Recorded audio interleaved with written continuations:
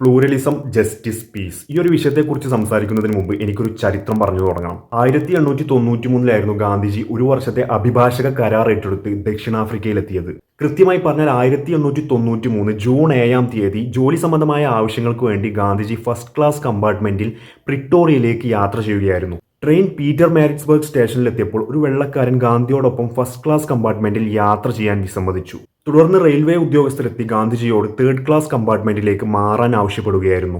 First class ticket കൈവശമുണ്ടായിരുന്ന Gandhiji കമ്പാർട്ട്മെന്റിൽ നിന്ന് മാറാൻ വിസമ്മതിച്ചതിനെ തുടർന്ന് ഗാന്ധിജിയെ ട്രെയിനിൽ നിന്ന് ബലമായി പുറത്തേക്കെറിയുകയായിരുന്നു. ഈ ഒരു ചരിത്രം ഞാൻ ഇവിടെ പറയാൻ കാരണം അന്ന് ഫസ്റ്റ് ക്ലാസ് ടിക്കറ്റ് ഉണ്ടായിട്ട് പോലും തൊലിനിറത്തിന്റെ പേരിൽ ഗാന്ധിയെ ട്രെയിനിൽ നിന്നും പുറത്താക്കാൻ കാരണം ബഹുസ്വരതയില്ലായ്മയുടെ തെളിവായിരുന്നു. നിയമപരമായ അവകാശം ഉണ്ടായിട്ട് പോലും വർണ്ണവിവേചനത്തിന്റെ പേരിൽ ഗാന്ധിജിക്ക് അന്ന് നീതി നിഷേധിക്കപ്പെട്ടു.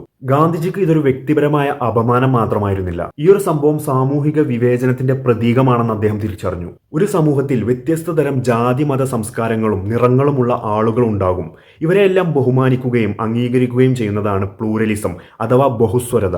എല്ലാവർക്കും തുല്യാവകാശം ഉറപ്പാക്കുകയും നീതിപൂർണമായ പെരുമാറ്റം പാലിക്കുകയും ചെയ്യുന്നതാണ് ജസ്റ്റിസ് അഥവാ നീതി.